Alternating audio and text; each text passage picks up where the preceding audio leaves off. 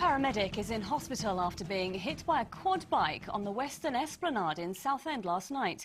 He was helping people involved in a different accident when the bike hit two cars before knocking him over.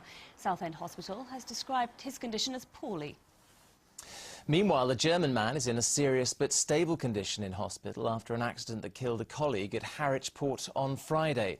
A Danish engineer died as a giant turbine blade was being lowered onto a floating barge at Parkstone Quay. The men were helping to build the Greater Gabbard offshore wind farm. An investigation is now underway.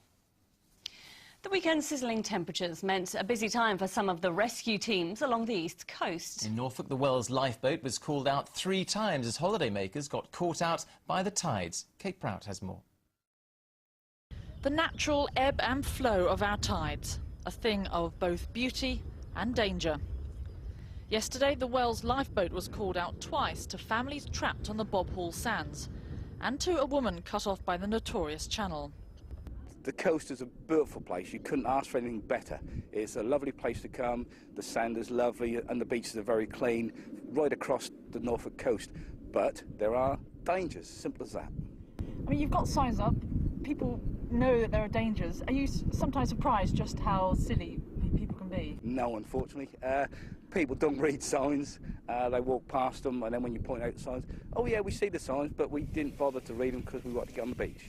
Although no one was injured this weekend, lives have been lost here. In 2007, a 15-year-old Tamil boy drowned, and these pictures show a dramatic rescue of 2 riders and their horses just around the corner at Holcombe. The lifeboat here is called out on average 50 times a year. Families enjoying Southend Beach today admit they're not that aware of the sea's potential dangers. I suppose if you've got children you are, but I don't think everyone is, no. I don't look in the paper, I don't look at the tides, I just come. If the tide's in, if the tide's out, I'm happy, I don't mind. I think I got stuck once, but I don't ever check. I probably should. Our coastline is notorious for its unpredictability. These aerial views show how inconsistent the shoreline can be. Even signs on the beach don't stop people taking to the water without proper attention. And if the weather stays like this, Stephen and his team can expect another very busy summer. Kate Prout, Anglia News Wells next to sea in Norfolk. An aristocrat from Essex is taking the County Council to court after it refused to compensate him for damage to his car caused by a pothole. Lord Martin Rose of Asheldham, near Malden, is hoping to force more councils to take the problem seriously. Tom Barton's been to meet him.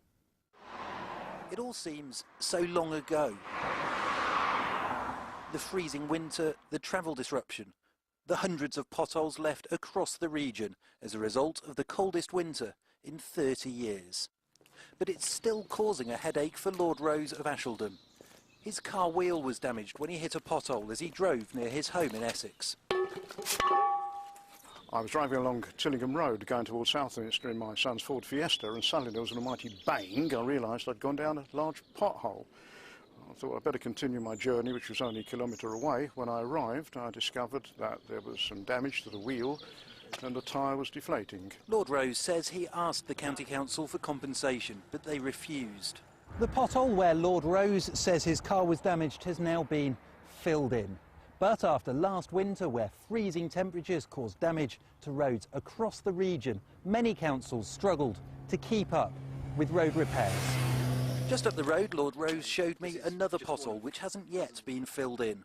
He's planning to sue the council for the damage to his car, although he's been warned that under the Highways Act they aren't liable for damage caused on the roads. No, both morally and legally, it's absolutely wrong. If I'm on their property and I cause damage to myself or to my property, then I can't claim against them because of their negligence. If somebody comes on my property, they have a valid claim against me, whether they cause damage to their property or to themselves. It's discriminatory and it's totally out of order. In a statement, Essex County Council said it would be inappropriate for us to comment on legal proceedings as these are private matters between the individual and ourselves. However, all individuals are informed of their right to seek further legal advice if they're not satisfied with the way their claim has been handled. Lord Rose is a trained solicitor and he says he's going to do all he can to win his case against the council. He hopes that by doing so he can force councils across our region to ensure potholes are always filled in as quickly as possible. Tom Barton, Anglia News at Asheldham in Essex. As the England football team prepare for tonight's last home game before heading off to South Africa, a Colchester DJ is hoping his song will be chosen as the team's official World Cup anthem.